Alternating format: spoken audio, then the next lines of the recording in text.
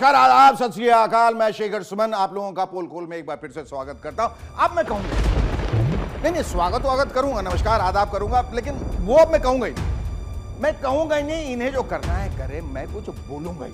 क्या नहीं बोलोगे? किसे नहीं बोलोगे शेखर? अरे अपने नेताओं से यार। क्या नहीं बोलोगे? नेताजी मास्क लगाइए, अपनी नहीं तो कम से कम अपने वोटर्स की फिक्र तो कीजिए।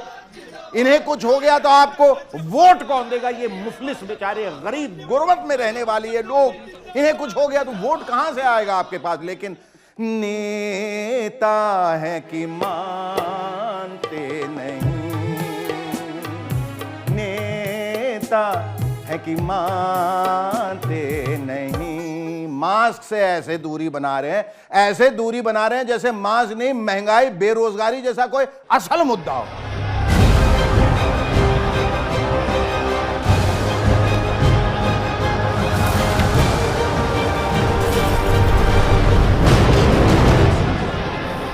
वैसे तो सभी पार्टियों के नेता कोविड के प्रोटोकॉल्स और चुनाव की आचार संहिता का अचार बनाने में कोई कोर कसर बाकी नहीं छोड़े, लेकिन गृह मंत्री अमित शाह जी ने सर जी आपने तो कमाल ही कर दिया। कैसा कमाल शेखर? अरे भैया ऐसा कमाल कि कोरोना भी शर्म के मारे आत्महत्या कर। ऐसा क्या कर दिया शाह जी ने? अरे बंदरू, ऐसा क्या किया? शाह जी ने तो मास्क लगाया ही नहीं, ऊपर से अपने डोर टू डोर कैंपेन के दौरान जो पर्चे बांटे वो भी थूक लगा। लो भैया, कोरोना ले लो भैया, तुम भी लो भैया।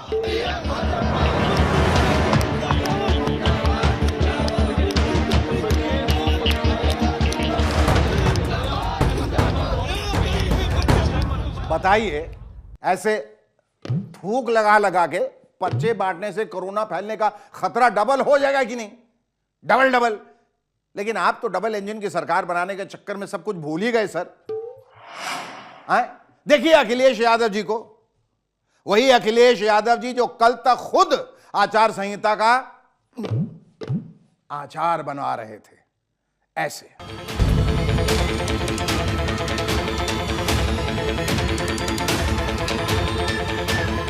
इसी दिन का तो इंतजार कर रहे थे कि चुनाव कब आएगा। यही अखिलेश जी भी अब आपके इस थूक लगाने वाले प्रोग्राम की आलोचना कर रहे हैं। देखिए, भारतीय जनता पार्टी के लोग पर्चा भी बांट रहे हैं तो कोरोना फैलाने के लिए बांट रहे हैं ऐसे करके।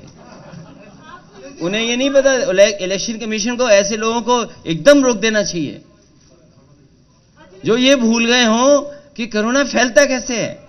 समाजवादी पार्टी ने अमित शाह जी के इस डोर टू डोर कैंपेन की चुनाव आयोग से शिकायत भी की है। आपको मालूम ही है कि लखनऊ में सपा वाले कार्यक्रम पर चुनाव आयोग एक्टिव हो गया था और महामारी एक्ट और धारा 144 के तहत केस भी दर्ज हो गया था। अब समाजवादी पार्टी वाले कह रहे हैं कि हमारी तरह बीजेपी वालों पे भी केस दर्ज करो, ठोको। इलेक्शन कमीशन को ऐसे लोगों को एकदम रोक देना चाहिए। इस सारे वार पलटवार के बीच आपको याद दिला दूं, आपको क्या, इन नेताओं को याद दिला दूं कि घर घर जाकर सिर्फ 10 लोग ही प्रचार कर सकते हैं। 10 समझते ना, 5 और 5 10 रैली, रोड शो और पदयात्रा पे पूरी तरह बल्कि बुरी तरह रोक है। सिर्फ वर्चुअल रैली के माध्यम से ही प्रचार कर सकते हैं। ऐसा न करने पर महामारी एक्ट, एनडीएमए और आईपीसी की धाराओं के तहत कार्रवाई होगी भी। सच्ची बात बताऊं, मुझे तो कोई और ही चक्कर लग रही है। कैसा चक्कर शेखर? अरे भाई, मुझे लग रही है कि हमारे नेताओं ने या तो कोई अलग ही टैप टूप की वैक्सीन लगा रखी है जो हमारी आपकी वैक्सीन से बिल्कुल अलग है, या फिर कोई टोना टोटका करा रखा है। शायद इसलिए ये लोग कोरोना से बिल्कुल भी नहीं डर रही है। अब नड्डा साहब को ही देख लियो, बीजेपी के राष्ट्रीय अध्यक्ष जेपी नड्डा साहब का बिना मास्क वाला यह वितरण कार्यक्रम बरेली में हो रहा है। नड्डा साहब का मास्क कहीं दिख रहा है क्या? आपको दिख रहा है मास्क कहीं है? पहन लगाया नहीं, दिख ही नहीं रहा है भाई। जब लगाया नहीं दिखेगा कैसे, है ना बंदरू? और ये नड्डा साहब के साथ 10 ही लोग हैं क्या?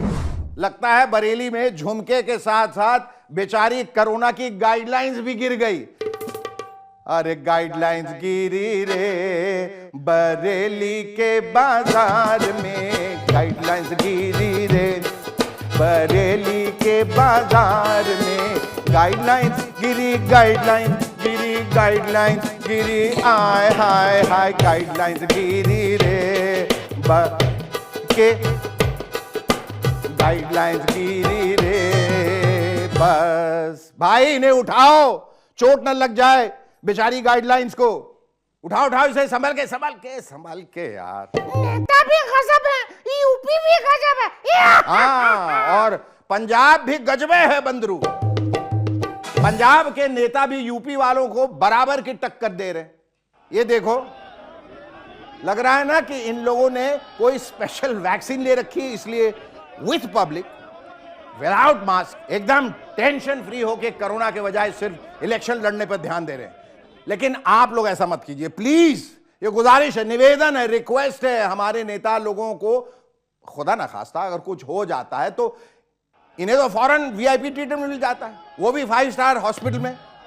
लेकिन आप ये गरीब मुफलिस गुर्बत में जीने वाले ये लोग, फकीर लोग, हम और आप तो आम लोग हैं ना, ये तो बहुत ही आम है। हमें तो सरकारी हॉस्पिटल में एक बेड भी नहीं मिल पाता। हम और आप मारे मारे फिरते हैं एक बेड के लिए। भैया एक बेड होगा, बेड मिल जाएगा भैया, बेड, ब्रेड नहीं भैया, बेड मिल जाएगा ऑक्सीजन सिलेंडर के लिए। तो प्लीज प्लीज आप कोरोना की गाइडलाइंस का पूरी तरह से पालन कीजिए।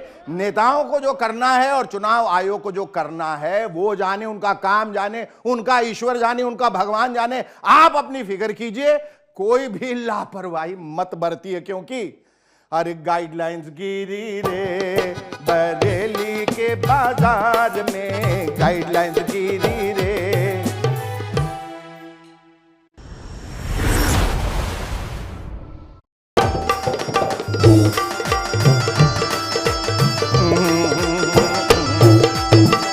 मैं क्या जी, पंजाब में एकदम लल्लन टॉप मस्त पॉलिटिकल पिक्चर चल रही है, बोले तो एकदम सुपर हिट, जिसमें डिलॉग्स भी हैं, फैट भी है, गाने शाने भी हैं।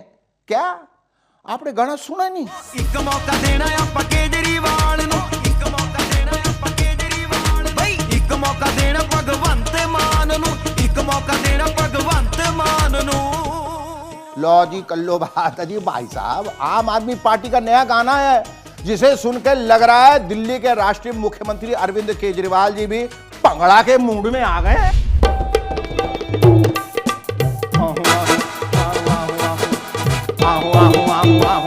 रखिया जाऊगा हर एक दे ख्याल नूं,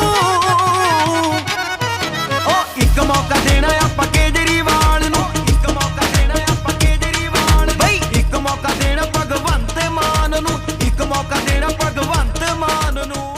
आम आदमी पार्टी पंजाब में गाने शाने चाहे कितने भी बना ले, लेकिन असल एंटरटेनमेंट तालीफ सिद्धू पाजी दे रहे।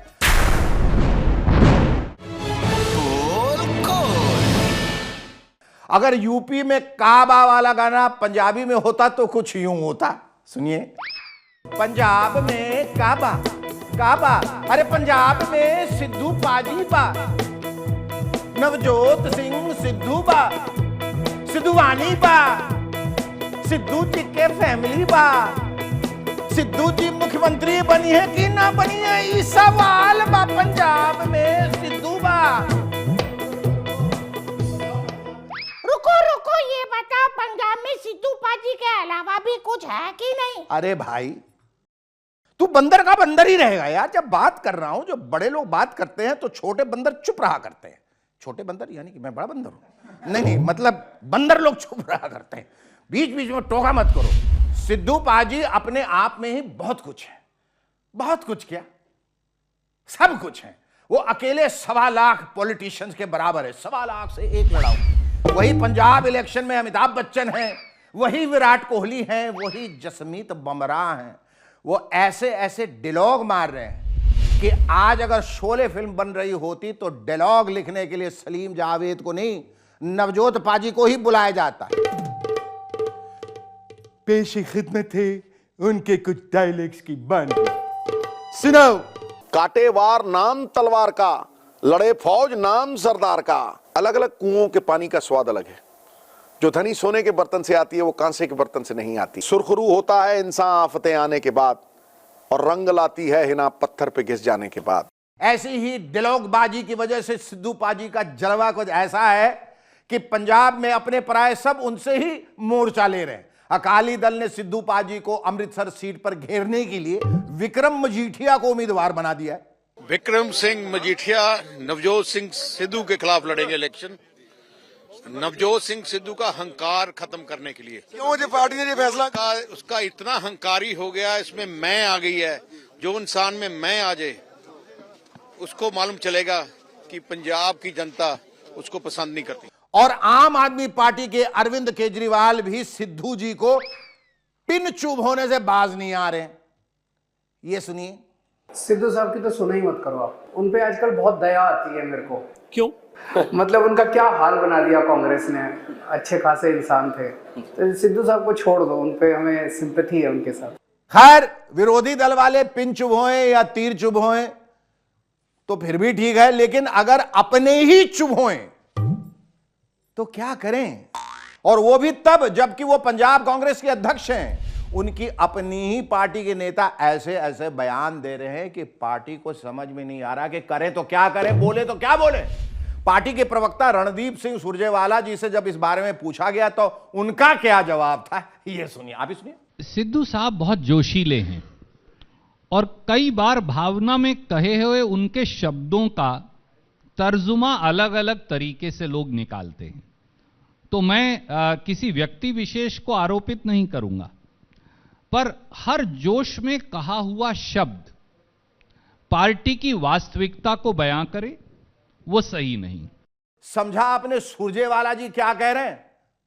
वो शायद ये कह रहे हैं कि सिद्धू जी जोश में होश खो देते हैं, जोश में होश खो देते हैं। तो क्या किया जाए? अब आपको बताता हूं कि माजरा है क्या। दरअसल सिद्धू पाजी कांग्रेस के नेताओं को असमंजस में डालने वाले बयान क्यों दे रहे हैं?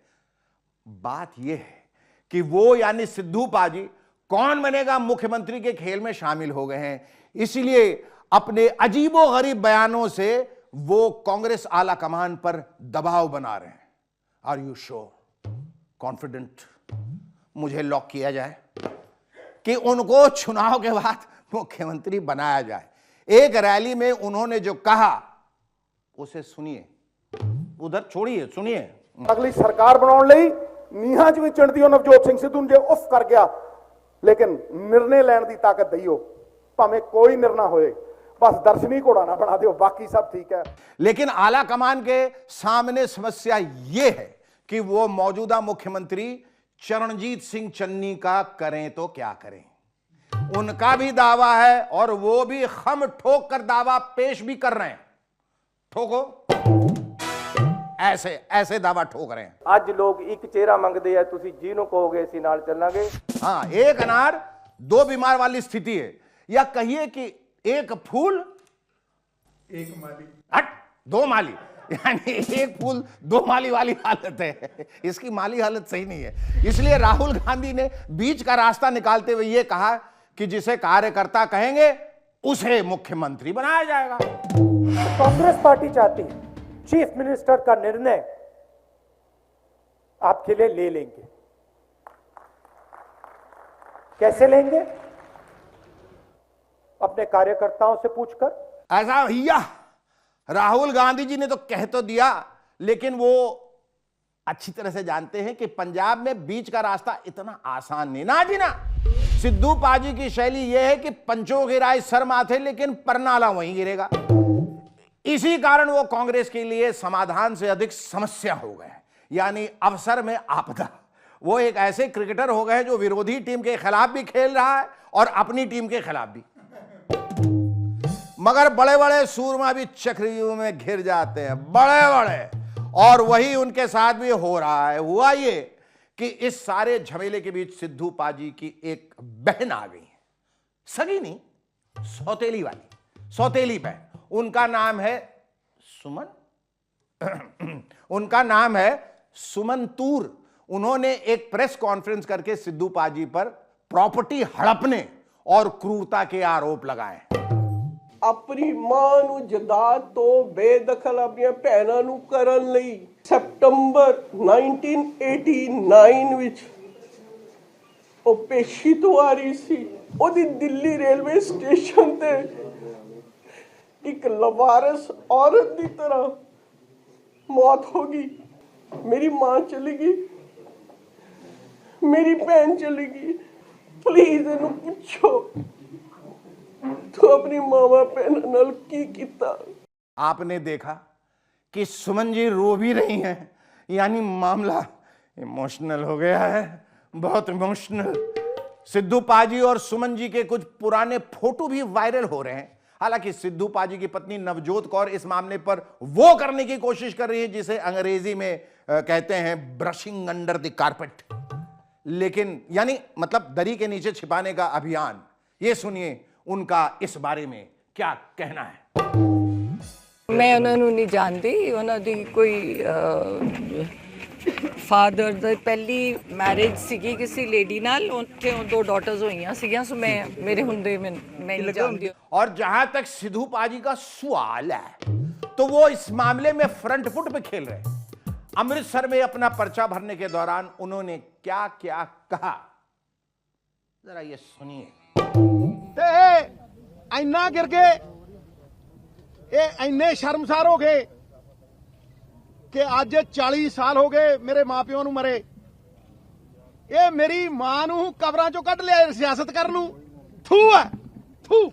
तो अब देखना यह है कि सिद्धू पाजी इस मामले में बीट होते हैं, आउट होते हैं, या उनको राजनीतिक जीवन दान मिलता है। वैसे एक अच्छे बल्लेबाज की निशानी यह है कि किसी गेंद पर बीट होने के बाद भी वो अगली गेंद पे छक्का मारते। बजाओ ताली। आज सिद्धू पाजी ने अपने प्रतिद्वंदी और अकाली दल उम्मीदवार विक्रम सिंह मजीठिया की राजनीति पर ऐसे ऐसे हेलीकॉप्टर शॉट लगाए हैं भैया, ऐसे ऐसे हेलीकॉप्टर शॉट लगाए हैं कि महेंद्र सिंह धोनी भी वाह वाह कर दे। बोलिए वाह वाह वाह वाह। भाई अगर अपने दुश्मनों को धोना है तो धोनी की तरह धोना है, धोनी हो तो इस तरह धो। इल्जामात बहुत हैं,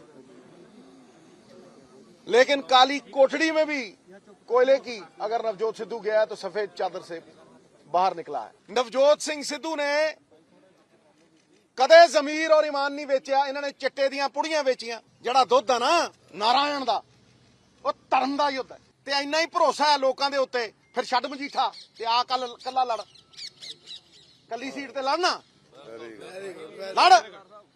लड़। इसीलिए मैंने कहा कि सिद्धू पाजी 1.25 लाख पॉलिटिशियंस के बराबर है। कितनों के बराबर? 1.25 लाख। वाह क्या मेमोरी है यार तुम्हारी। हाँ 1 साल पहले ही बोला था, दोहरा रहा अभी। क्या बल्लेबाजी करते हैं, क्या बल्लेबाजी करते हैं यार। बस उन्हें एक नाइट वॉचमैन से बच के रहना है, जो आया तो नाइट वॉचमैन बनकर है, लेकिन ऐसी इनिंग खेल रहा है कि कांग्रेस की टीम का मेन बैट्समैन बन गया। आप लोग समझ रहे हैं ना मैं किसकी बात कर रहा हूं? बिल्कुल भी नहीं समझा है। नहीं आप लोग बिल्कुल सही समझे। ठोको ताली, तुम लोग नहीं, उनको ठोकने दो। हाँ। तो आज के पोल खोल में बस इतना ही। इतने पैसे भी इतना ही मिलेगा। हाँ अगले शनिवार को फिर मिलेंगे, तब तक के लिए दीजिए इजाजत। शुभ रात्रि, गुड नाइट, शब्बा खैर। वैसे बंदरू तुम्हारी नौकरी अब खतरे में है क्योंकि तुम्हारी जगह वो आ गया है। देखो चलो चलो चलो चलो चलो।